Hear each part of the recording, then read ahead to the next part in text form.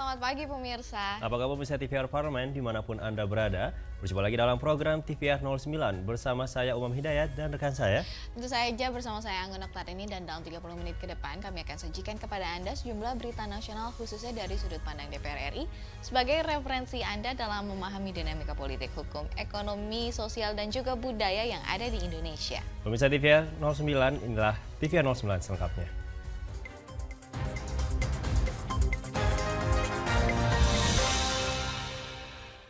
Pemirsa, kita awali berita pada pagi hari ini yakni dugaan penyaluran Kartu Indonesia Pintar atau KIP yang salah sasaran tengah marak saat ini. Anggota Komisi 10 DPR RI mendesak pemerintah untuk lakukan evaluasi mekanisme penyaluran KIP kuliah secara masif dan berkala.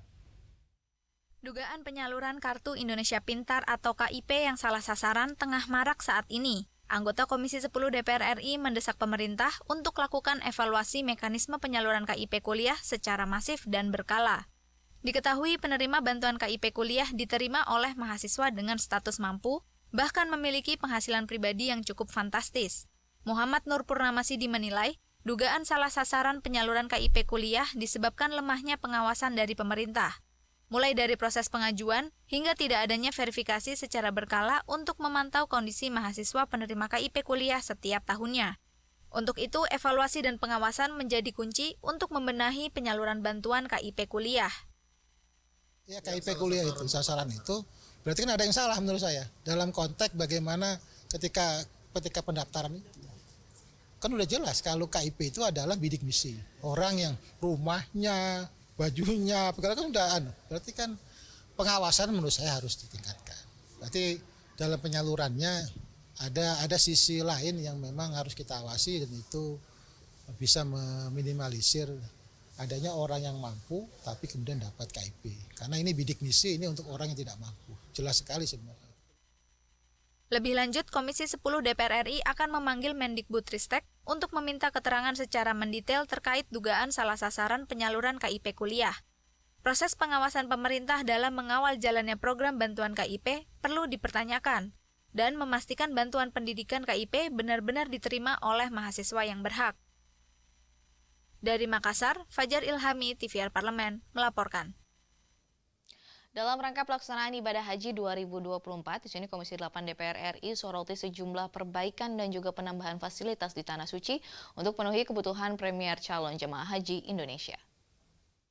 Dalam rangka pelaksanaan ibadah haji 2024, Komisi 8 DPR RI soroti sejumlah perbaikan dan penambahan fasilitas di Tanah Suci untuk penuhi kebutuhan primer calon jemaah haji Indonesia. Pada evaluasi ibadah haji tahun 2023, beberapa faktor seperti kuota haji, distribusi makanan, serta operasional penjemputan dan penginapan jamaah haji di Tanah Suci masih menjadi persoalan yang perlu dibenahi pemerintah. Anggota Komisi 8 DPR RI Endang Maria Astuti menekankan, pemerintah harus memelihara kualitas pelayanan jemaah haji selama berada di Tanah Suci. Kerjasama atau nota kesepahaman seharusnya dapat dilakukan pemerintah dengan sejumlah hotel di sekitar Mina agar jemaah haji bisa beristirahat dengan nyaman. Besar harapan kami tentunya biar jemaah juga lebih aman, lebih nyaman gitu. Hotel-hotel yang memang dekat dengan lempar jumroh itu Indonesia memang bisa sewa di situ sehingga jemaah tidak perlu ke tenda-tenda yang ada di sana tetapi bisa pulang. Sehingga mereka tidur bisa nyaman, mandi pun tidak mengantri lama. Lebih lanjut, anggota Komisi 8 DPR RI Mai Esti Wijayati menekankan, dengan adanya tambahan kuota jamaah haji, maka fasilitas seperti toilet, distribusi makanan, dan akomodasi harus bertambah, agar kebutuhan jamaah benar-benar terpenuhi. Karena ada penambahan kuota tentu memang harus diikuti dengan penambahan fasilitas. Apakah itu daya tampung tenda-tendanya, kemudian bahkan sampai ke toiletnya, termasuk juga soal makanan. Makanan yang tersaji harus makanan yang memang sesuai untuk para jamaah haji yang dari Indonesia. Tidak dari sisi rasa saja, tetapi juga kualitasnya harus diberikan yang terbaik. Adila dan Ade, TVR Parlemen, melaporkan. Pemirsa, anggota Komisi 3 DPR RI menyampaikan kasus kejahatan asusila yang menimpa siswi di Lampung Utara menjadi atensi khusus Komisi 3 DPR RI dan Polda Lampung. Selengkapnya akan kami sajikan sesaat lagi, tetap bersama kami di TVR 09.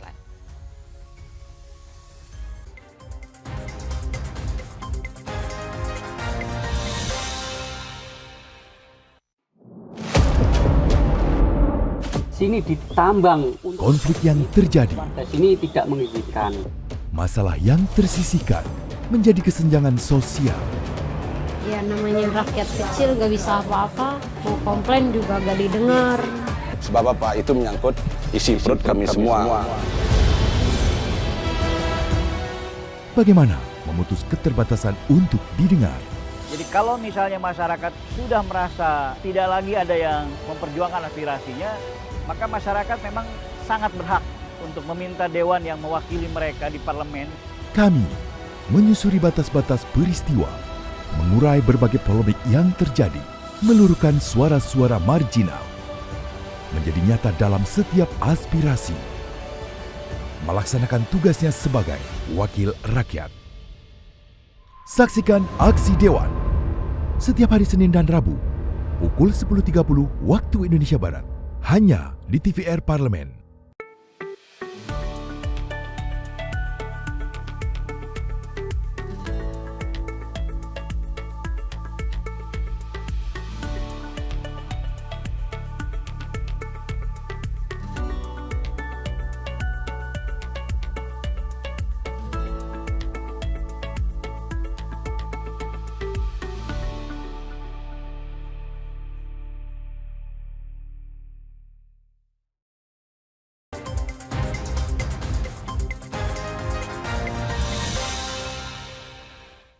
Ya, pemirsa masih bersama kami di TVR 09. Kasus penyekapan dan kejahatan asusila terhadap siswi SMP di Lampung Utara menjadi sorotan Komisi 3 DPR RI saat kunjungan kerja ke Provinsi Lampung. Kepolisian daerah Lampung diminta untuk segera menangkap semua pelaku dan memberikan hukuman sesuai dengan ketentuan pidana.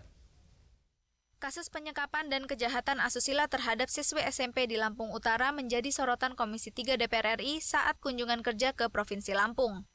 Anggota Komisi 3 DPR RI Taufik Basari menyampaikan, kasus kejahatan seksual yang menimpa siswi di Lampung Utara menjadi atensi khusus Komisi 3 DPR RI dan Polda Lampung. Penuntasan dan penangkapan para pelaku kejahatan seksual harus dituntut hukuman pidana semaksimal mungkin agar memberikan efek jera bagi pelaku.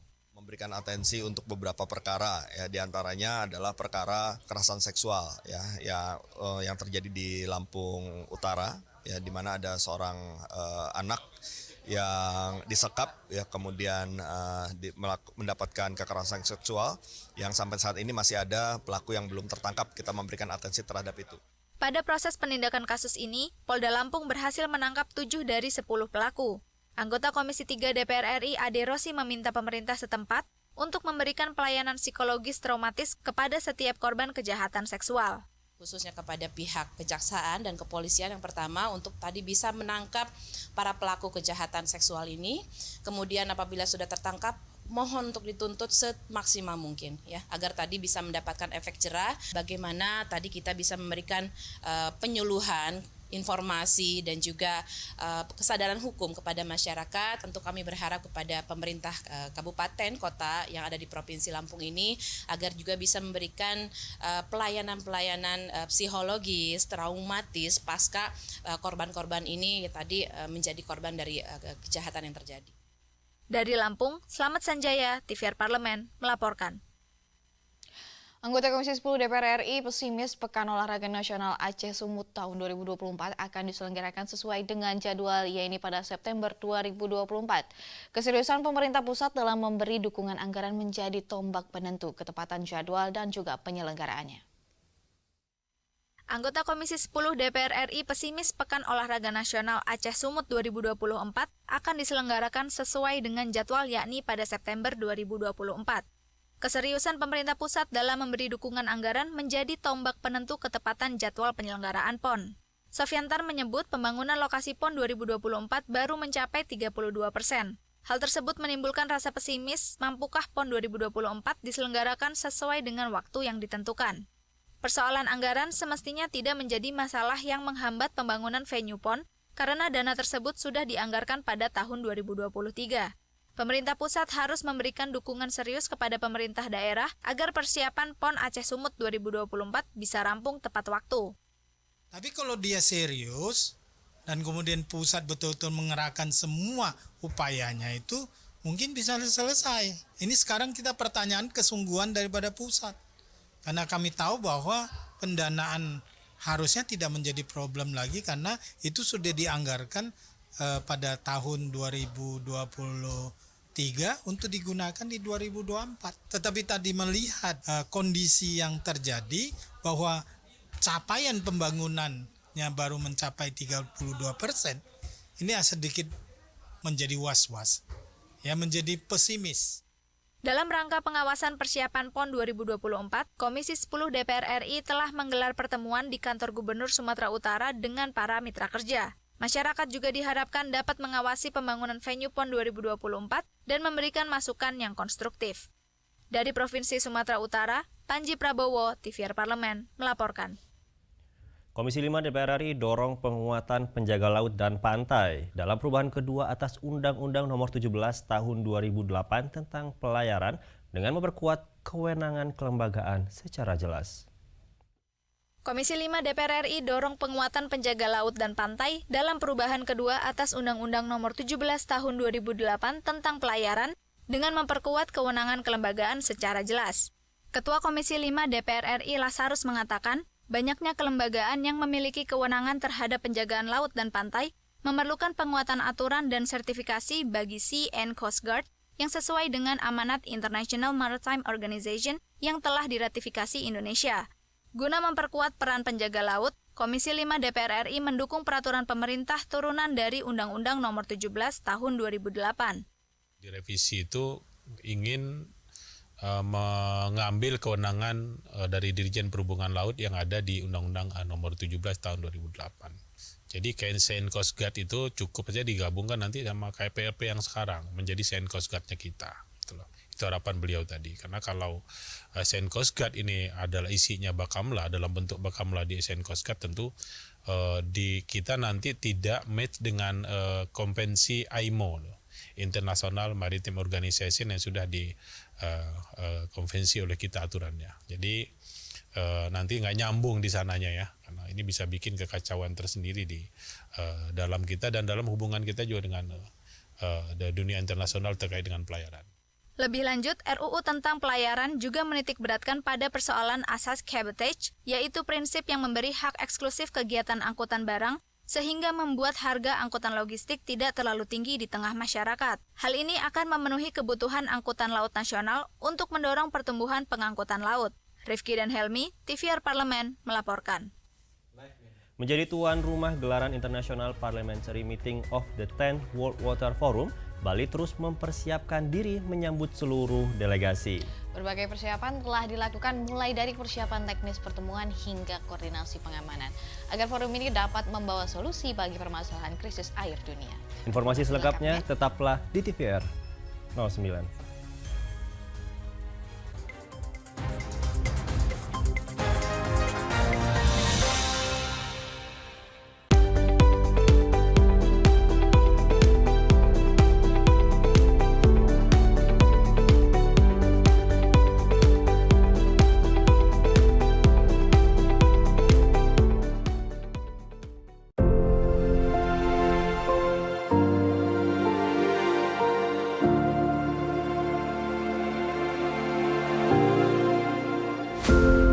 Air sangat penting bagi bumi dan umat manusia. Fungsi kesehatan, lingkungan, dan sosial ekonomi dari air sudah banyak diketahui. Sekitar 71% permukaan bumi tertutup air, dan lautan meliputi sekitar 96,5% dari seluruh air di bumi. Dengan fungsi penting dan keberadaannya yang melimpah, air menjadi bahan diskusi politik. Oleh karena itu, the Parliamentary Meeting of the 10th World Water Forum pada tanggal 19 hingga 21 Mei 2024 di Bali akan dilaksanakan dalam rangka the 10th World Water Forum yang merupakan kerjasama antar Interparliamentary Union, the World Water Council, bersama dengan Dewan Perwakilan Rakyat Republik Indonesia dan Kementerian Pekerjaan Umum dan Perumahan Rakyat Republik Indonesia. Tema umum yang diusung dalam sidang ini adalah memobilisasi aksi parlemen terkait air untuk kemakmuran bersama. Pertemuan sidang ini dirancang untuk mengusulkan komitmen kepada para pengambil keputusan politik yang akan meningkatkan ketahanan air dan akses terhadap air bersih, serta sanitasi bagi mereka yang membutuhkan.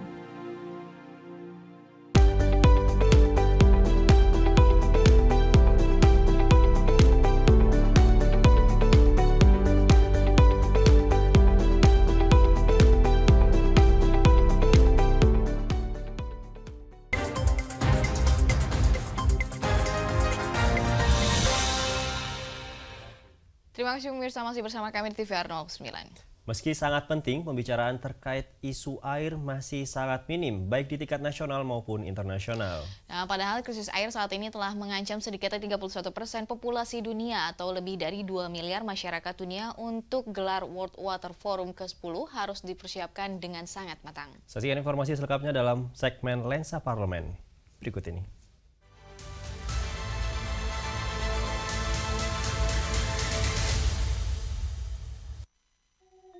Jadi tuan rumah gelaran International Parliamentary Meeting of the 10 World Water Forum, Bali terus mempersiapkan diri menyambut seluruh delegasi.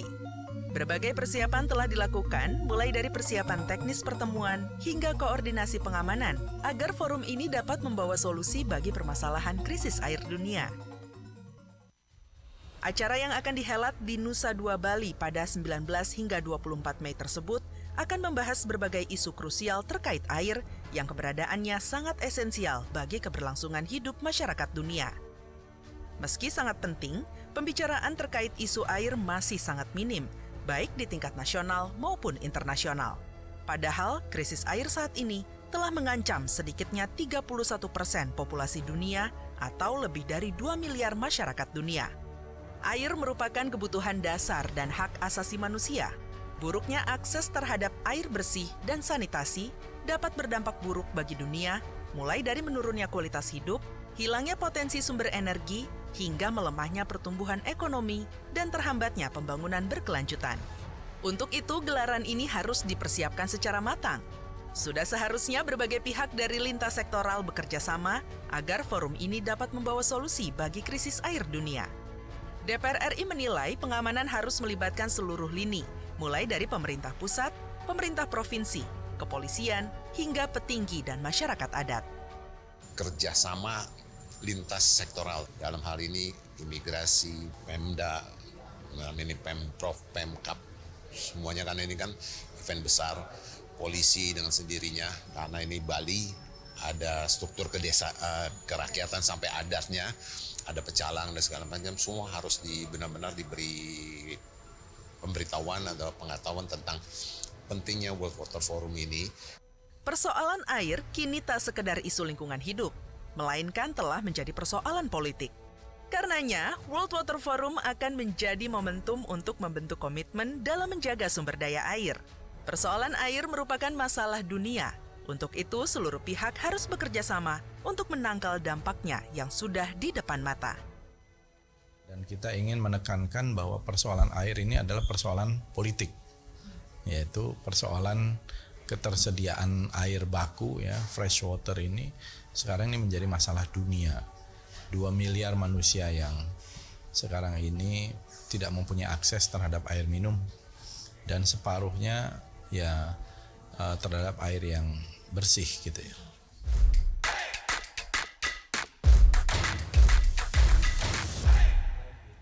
Bagi para pecinta alam, hiking menjadi salah satu kegiatan yang sangat menyenangkan dan membutuhkan waktu yang lebih singkat dari pendakian lain. Melalui hiking, pemirsa dapat memanjakan mata dengan berbagai keindahan dan pemandangan yang luar biasa, sembari melakukan lintas alam bersama dengan keluarga dan juga rekan-rekan. Dan pemirsa, hal ini bisa Anda dapatkan salah satunya di Gunung Papandayan. Lalu bagaimana sensasi dari hiking di gunung ini? Jangan kemana-mana, tetaplah di TVR 09.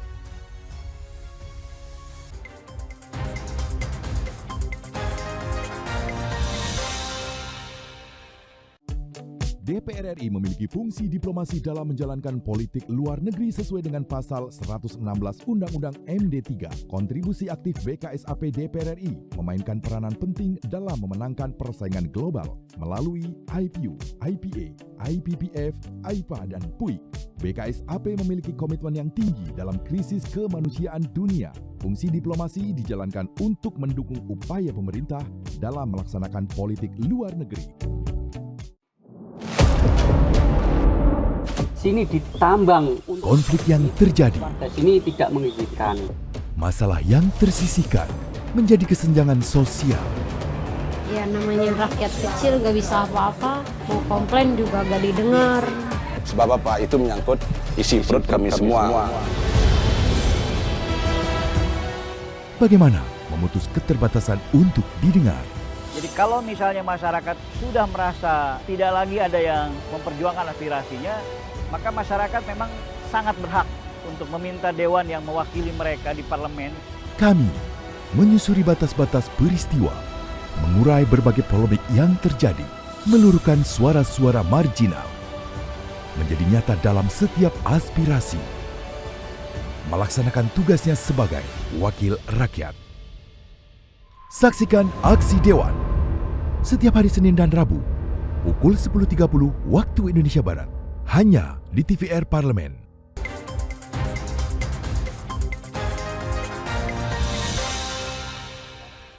Pemirsa, Anda kembali di TVR 09. Melakukan berbagai kegiatan hiking dengan suguhan lintas alam yang indah dan memanjakan mata, di sini membuat Gunung Papandayan menjadi gunung yang cocok dan juga favorit untuk dikunjungi. Dan tidak hanya keindahan yang disuguhkan, gunung ini juga memiliki pemandian air panas yang dapat Anda nikmati. Dan tentunya semakin membuat kegiatan hiking kali ini menjadi lebih menyenangkan. Tanpa berlama-lama lagi pemirsa, mari kita saksikan kegiatan hiking di Gunung Papandayan pada segmen Intips, informasi dan tips berikut ini.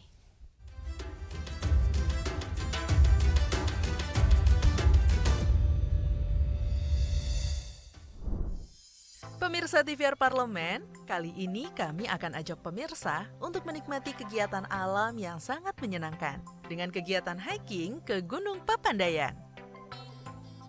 Apa sih hiking itu? Hiking adalah pendakian yang berlangsung kurang dari 1 hari, yaitu antara 2 hingga 8 jam. Nah, Gunung Papandayan sangat cocok masuk untuk kegiatan hiking loh. Gunung Papandayan memiliki ketinggian 2.665 meter di atas permukaan laut. Gunung ini terletak sekitar 70 km sebelah tenggara kota Bandung, tepatnya di Kabupaten Garut, Provinsi Jawa Barat. Sebagai gunung berapi aktif tipe strato, Gunung Papandayan telah mengalami beberapa kali letusan. Gunung Papandayan terakhir meletus pada tahun 2002 silam. Hiking ke Gunung Papandayan bertujuan untuk menikmati keindahan dan keunikan alam. Pemirsa bisa melakukan kegiatan lintas alam, berkemah, fotografi, hingga mandi air panas yang mengandung belerang. Hiking ke Papandayan tidak terlalu susah. Pemirsa bisa berangkat hiking di pagi hari dan sudah sampai kembali lagi ke bawah di siang atau sore hari. Jadi, hiking ke gunung cantik ini bisa dilakukan bersama pasangan, keluarga, bahkan teman-teman kantor. Pemirsa akan disuguhi hamparan bebatuan yang berwarna-warni yang memanjakan mata, sehingga akan membuat pemirsa seakan-akan berada di planet lain. Maka tak heran jika Gunung Papandayan ini sering disebut sebagai planet Mars dari bumi. Kegiatan hiking ke Gunung Papandayan termasuk kegiatan mendaki gunung dengan tingkat kesulitan medium. Sangat cocok digunakan untuk pemirsa yang tidak terbiasa mendaki gunung yang tinggi-tinggi. Selain rute pendakian yang tidak terlalu susah, sejumlah fasilitas pun sudah disediakan oleh pengelola, mulai dari pedagang hingga sarana kebersihan. Sehingga hiking ke Gunung Papandayan sangat cocok untuk mengenalkan kegiatan mendaki bagi anak-anak. Kegiatan hiking bagi anak-anak ini sangat syarat dengan unsur edukasi loh. Hiking ke Papandayan mampu mengenalkan anak-anak untuk mencintai alam dan memotivasi anak agar tidak mudah menyerah dalam kehidupan mereka. Jika ingin berkemah, pemirsa bisa mendirikan tenda di Blok Pondok Saladah. Di sini terdapat areal padang rumput seluas 8 hektar dengan ketinggian 2.288 meter di atas permukaan laut. Di daerah ini mengalir Sungai Cisaladah yang airnya mengalir sepanjang tahun. Lokasi ini sangat cocok untuk tempat berkemah. Di Pondok Saladah ini, pemirsa bisa melakukan berbagai aktivitas loh, seperti yang dilakukan oleh komunitas pencinta alam Parlemen atau Komparle ini. Kegiatan seperti yang dilakukan Komparle ini selain membuat pesertanya segar dan fresh dari kesibukan kerja sehari-hari, juga bisa mendekatkan antar rekan kerja. Tuh, lihat tuh, pimpinan dan pegawai bisa akrab banget gitu tuh. Dari Pondok Saladah, kita bisa berjalan ke Padang Edelweiss. Pemirsa bisa menikmati keindahan bunga yang hanya tumbuh di pucuk gunung nih. Tapi ingat ya pemirsa, meskipun terpesona dengan keindahan Edelweiss, jangan sekali-kali pemirsa memetik bunga abadi ini. Jika nekat memetik bunga dengan nama latin Anaphalis javanica ini, maka sesuai Undang-Undang Nomor 5 Tahun 1990 Pasal 40 Ayat 2, maka akan dipidana penjara paling lama 10 tahun dan denda paling banyak 200 juta rupiah loh. Nah, jadi pemirsa cukup berfoto saja ya. Tangannya nggak boleh nakal petik-petik bunga ini. Di Gunung Papandayan juga ada lokasi yang cukup menyeramkan loh. Hah? Apa tuh? Takut. Eits, bukan hantu-hantu nih. Jika pemirsa berjalan sedikit lebih jauh ke atas, pemirsa akan sampai di area hutan mati. Pemandangan yang sangat menakjubkan dengan hamparan pohon-pohon yang mati namun masih tegak berdiri. Lokasi hutan mati ini terbentuk akibat dari letusan Gunung Papandayan pada tahun 2002 silam. Nah, gimana nih pemirsa? Tertarik dong untuk hiking ke Gunung Papandayan? Dengan lokasi yang relatif dekat dari ibu kota, Gunung Papandayan bisa jadi bucket list pemirsa untuk jalan-jalan nih. Yuk hidup sehat dan bahagia dengan hiking ceria ke Gunung Papandayan.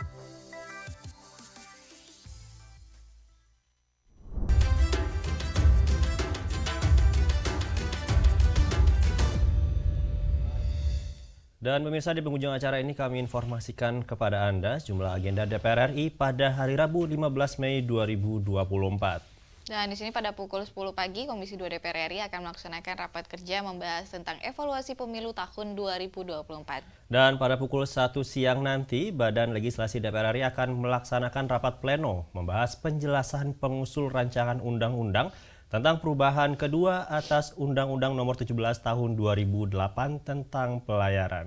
Dan tentunya sejumlah agenda serta program DPR RI lainnya masih dapat Anda saksikan pemirsa secara langsung di TVR Parlemen melalui kanal utama, kanal komisi, dan juga kanal alat kelengkapan Dewan lainnya yang dapat Anda langsung akses di tvr.dpr.go.id.